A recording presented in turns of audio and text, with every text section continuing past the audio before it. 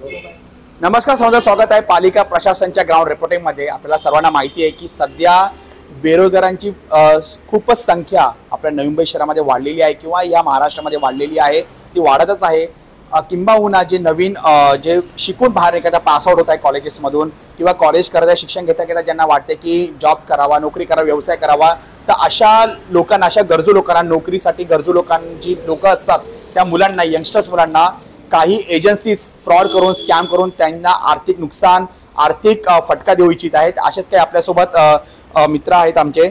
मित्रा, तुझं नाव सांग आणि तुझ्याबरोबर एक्झॅक्टली काय घडलेलं आहे ते जरा सांग, कारण की मला नवी मुंबईकरांना सांगायचं आहे, संपूर्ण महाराष्ट्राला सांगायचं आहे की अशा प्रकारचा स्कॅम चालू आहे आणि त्याच्यामध्ये कोणत्याही पासआउट होणाऱ्या कोणत्याही तरुण किंवा तरुणीने फसू नये यासाठी हा प्रयत्न आहे। तर एक्झॅक्टली तुझ्यासोबत काय घडलेलं आहे, तुझं नाव सांग पहिले। माझं नाव प्रीतम आहे। आज आम्ही जॉब इंटरव्ह्यूसाठी गेलो विप्रोच्या नावानं। ही चांगली रेप्युटेड कंपनी आहे आणि अक्षरशः गंजोलीत ॲड्रेस भेटला। मी राहतो ऐरोलीला।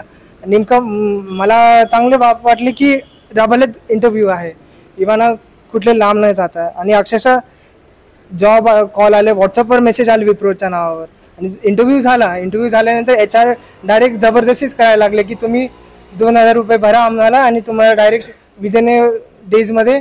तुला मला सांग, तुला कोणत्या प्रकारचे मेसेज आला ते मेसेज दाखव प्रेक्षकांना। मेसेज हे बघा, अशा प्रकारचे विप्रोच्या नावाने मेसेज येतात आहे। मग तुम्ही इंटरव्ह्यू एक्झॅक्टली कोणाकडे दिली होती? इंटरव्ह्यू लेडीज होती। नाही, कोणाकडे दिलेली? कोणती एजन्सी होती का विप्रो डायरेक्ट कंपनी होती? नाही, कन्सल्टन्सी होती। काय नाव होतं त्या कन्सल्टन्सीचं? नाही, ते कन्सल्टन्सीचं नाव नाही सांगितलं त्यांनी, फक्त एवढं सांगितलं की लकी सर आणि अजित सरांना जाऊन भेटा, ते तुम्हाला गायडन्स देतील। आणि आता आम्ही पैसे भरलेत, आम्हाला जॉब। मला सांग, तुम्ही पैसे कुठे भरले? जे पावती किंवा काय गोष्ट आहे का तुझ्याकडे? हा, ते आहे। मला दाखव ती पावती मोबाईल वर। ही पावती हे मला सांग, मला सांग की एक्झॅक्टली हे काय आहे, हे पैसे कोणते कसले भरले तू? हे अक्षरशः रिसीट आहे, त्यांनी स्वतःहून दिलेली। एक ॲग्रीमेंट असतं त्यांच्यात की तुम्हाला वीकमध्ये जॉब भेटला की तुम्ही 2500 आणि हा ॲग्रीमेंट जॉबचं हे सगळे डॉक्युमेंट्स, सिलेक्शन लेटर आणि डॉक्युमेंट्स हे सबमिट करायचे। आम्ही तुम्हाला विदिन वीकमध्ये जॉब लावून देऊ विप्रो कंपनी, स्पेशली जी MIDCत आहे, ऐरोली MIDCत ती कंपनी। आणि स्पेशली मला सांग की तिथे तुम्ही जेव्हा गेले घनसोलीमध्ये कोणत्या सेक्टरमध्ये ते होतं आणि कुठे एक्झॅक्टली होतं ते लोकेशन? ती विप्रोची कंपनी होती का ती कोणती कन्सल्टन्सी होती? कन्सल्टन्सी होती, प्लॉटमध्ये होती आणि स्पेशली तिथे काय डेटा एंट्री फक्त बॅनर लावला होता। विप्रो कंपनीचा काय संबंध नाही, आम्हाला आज जाऊन कळालं जेव्हा आम्ही गेलो इंटरव्ह्यूसाठी, सेक्शनसाठी। आणि अक्षरशः इथेच आम्हाला फसवणूक झाली। आणि तर मला सांग की जी कंपनी आहे, ऍड्रेस काय सांगशील जरा? तो ऍड्रेस काय होता? तो जीप कंपनीचा कन्सल्टन्सीचं नाव सांग, ऍड्रेस सांग। जीप्स केअर सोल्युशन आहे, पण हे फक्त रिसीटवरच बघायला भेटणार, तिथे बॅनर नाही, कुठली ॲडव्हर्टाइजमेंट नाही। ऍड्रेस काय आहे मला सांग, ऍड्रेस जरा सांग। रेल्वे स्टेशन, घनसोली दर्गा बिल्डिंग, ऑफिस नंबर 5 सेक्टर 3। ना, हा चुकीचा ॲड्रेस आहे। हा चुकीचा ॲड्रेस आहे। ओके, हा चुकीचा ॲड्रेस आहे। ऍक्च्युली ॲड्रेस दर्गाच्या बाजूलाच आहे, दर्गाच्या बाजूला आहे, घनसोली दर्गाच्या बाजूलाच आहे, एका बिल्डिंगच्या प्लॉटमध्ये। म्हणजे तो ऍड्रेस पण चुकीचा होता। माझ्यासोबत अजून काही मित्र आहेत। दोस्त, तुम्हारा नाम बताओ, तुम्हारे साथ एग्जैक्टली क्या वो भी बताओ। मेरा नाम अनुराग है एंड एग्जैक्टली जब भी हमें कल हमने 600 अमाउंट पे किया था एंड आज हमने 1400 अमाउंट पे किया आपने। एक हमारा HR था लक्की नाम का, उसके वो रेफरेंस था हमारा, उसके थ्रू हम लोग गए एंड वहाँ पे स्टाफ वगैरह, लेडीज वगैरह थे, उनको हमने पे किया।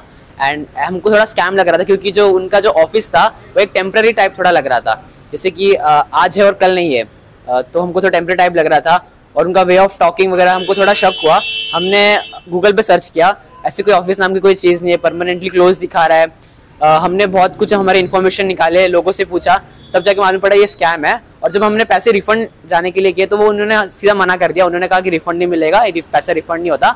और हमने थोड़ा बहुत आर्ग्यूमेंट हुआ और तब जाके हमको थोड़ा एक धमकी टाइप मिला कि धमकी 6-7 लोग थे, तो वो 6-7 लोग का मुझे नाम नहीं पता, बहुत सारे लोग थे। उन्होंने से कहा कि तुमको पैसे नहीं मिलेंगे। फिर वो हमको स्टोरी कहने लगे, थोड़ा बहुत स्टोरी कहने लगे कि मैंने मेरे टाइम पे इसको ये किया था, वो किया था, मैं जेल में हो चुका हूँ। इनडायरेक्टली वे में वो हमको बताना चाह रहे थे कि मैंने इसको ठोका है तो तुमको भी ठोक सकता हूँ। मुझे और एक मला सांग मित्रा, तुझ्या बरोबर सेम घटना घडलेली आहे, तू मगाशी सांगा होता एक्झॅक्टली काय घडलं तुझ्यासोबत? मैं मेरे साथ मतलब मैं इसके साथ था, मैं पूरे समय। तो ये इसको धमकी दे रहे थे, मतलब मेरे पापा मतलब ये मैं पापा को भी मारा हूँ, मतलब सीधा इसको बोल रहे थे मैं पापा को मारो तो तू क्या चीज़ है, मतलब इसको भी मार सकता है, डायरेक्टली बता रहा था वो। तो फिर ट्रेन में मतलब हम लोग ट्रेन में बैठे तो उनका ही बंदा हमारे साथ फॉलो कर रहा था हमारे साथ। तुम भी जॉब के लिए गए थे वहाँ? मेरे साथ जॉब पे गया था मैं। तो ट्रेन के साथ फॉलो किया हम लोग, हमारे साथ हमको पता चल गया फॉलो कर रहा है हमारे साथ। तो हम लोग ने ना थोड़ा हमको पता चल गया फॉलो किया, हम लोग ने उसको है ना थोड़ा घुमाए फिर हम लोग थोड़ा भाग गए मतलब वहाँ से। फिर वो गायब हो गया वो। फिर उसके बाद तो फिर इनसे मिले, फिर सब बताया हम लोग ने, फिर इधर आए वंदे मातरम की तरफ, तो सब बताया। वंदे मातरम के पास आए आपने, एक राय रखी, तो वंदे मातरम ने आपको क्या, एमएलए ने क्या आपको सपोर्ट किया, क्या आपको कोऑपरेशन किया? मतलब सपोर्ट मतलब बोले, मतलब कॉल करके बोले उस बंदे को। हाँ ये थे बाजू में। हमने जैसी यहाँ पे आए हमें बहुत कोऑपरेटिव किया इन्होंने, सबसे पहले हमने एक्सपेक्ट नहीं किया था एमएलए ने। हाँ, तो इनका बहुत कोऑपरेशन मिला, बहुत सपोर्ट मिला। जैसे हमने इनको किया एज सुन पॉसिबल इन्होंने कॉल किया और सीधा पुलिस स्टेशन में कॉल लगाया रबाले में, और वहाँ से जिनका हमको एक एचआर था उनको सीधा कॉल किया और उनको पकड़ा और उनको सीधा बताया कि हमारे जैसे लोगों के साथ फ्रॉड क्यों हो रहा है। उनकी लेक्चर ली और उनका रिटर्न कॉल आ गया, हम फटाक से आपको रिफंड कर रहे, जो कि हमको रिफंड का चांस ही नहीं दे रहे थे। उन्होंने उनको सुना और फटाक से हमको रिफंड का कॉल आ गया कि आपको रिफंड दे देंगे, बट फिर उनका फोन कट हो गया। इन्होंने हमें बहुत कोऑपरेट किया और अब जाके हमको लग रहा है कि हमारा रिफंड मिल जाएगा आमदार वंदे मातरम के कोऑपरेशन के वजह से। हाँ। अब पैसा लग रहा है रिफंड मिलेगा करके। हाँ। मला सांग मित्रा, ते लोकांनी काय तुला पॉलिटिकली धमकी दिल्या होत्या का? पॉलिटिकल धमकी दिला, आमच्या सोबत दुखापत केली, अक्षरशः गळा पकडला आमच्या तिघांचा, आणि आता बोलतात की आम्ही नाईक साहेबांचे फॅमिलीचे सपोर्टर नाही। हे बघा, हे फोटो आहेत, ओके, हे फोटो आहेत, यांच्या सपोर्टचे आहोत, तुम्ही आमचा काहीच वाकड करू शकत नाही, हिंमत असेल तर व्हाईट हाऊसला जाऊन आमच्याशी भिडा असे बोलले। ओके, तर मला सांग, आता तुम्ही आता आमदार वंदे मातरम यांच्याकडे आलेले आहात, तुम्हाला तुम्ही तुमची गाथा त्यांच्याकडे व्यथा ठेवली, सर्व गोष्ट सांगितली, तर आमदार वंदे मातरम यांनी तुम्हाला काय मदत केलेली आहे ते तुम्ही जे काय खुलेपणाने सांगावं?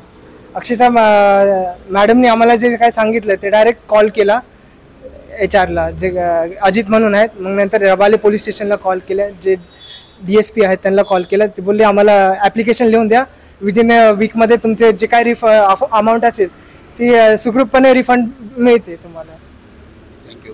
तर अशा प्रकारे घनसोलीमध्ये दर्ग्याच्या बाजूला एक गिप्स म्हणून कन्सल्टन्सी आहे, तर त्या कन्सल्टन्सीच्या माध्यमातून डेटा एंट्रीसाठी जॉबला लावतो किंवा नोकरीत लावतो, ह्या अनुषंगाने मुलांकडून ज्यांना नोकरीची खूप गरज आहे, बेरोजगार आहेत, अशा तरुणींकडून पैसे घेतले जात आहेत आणि त्यांना आर्थिकदृष्ट्या लुटला जात आहे, त्यांना कोणत्या प्रकारची नोकरी दिली जात नाही। आणि जेव्हा काही आपण बोलतो जागरूक तरुणांना ह्याच्याविषयी समजतं की बाबा आपली ही लूट होत आहे, आपल्याबरोबर स्कॅम कोणतं होतं, तर ते त्याला विरोध करतात, आपले पैसे रिफंड मागतात। परंतु या गिफ्ट सोल्युशनच्या माध्यमातून जी लूट केलेली असते ते लोक पॉलिटिकली नावं घेऊन ते अजिबात त्यांना आर्थिक जी रिफंड आहे तो जो फायनान्स रिफंड आहे, जो पैसे घेतलेले आहे त्या तरुणींकडून ते परत देण्यासाठी ते नाकारतात आणि पॉलिटिकली आमचे खूप कनेक्शन्स आहेत असं सांगून, जसं त्यांनी सांगितलं, गणेशजी नाईक जे स्थानिक आमदार आहे ऐरोलीचे, त्यांचं नाव घेऊन त्यांचा सपोर्ट आहे त्या गिफ्ट सोल्युशनला असं सांगून ह्या तरुणींची लूट केली जात आहे। तर ह्याच्यावर जे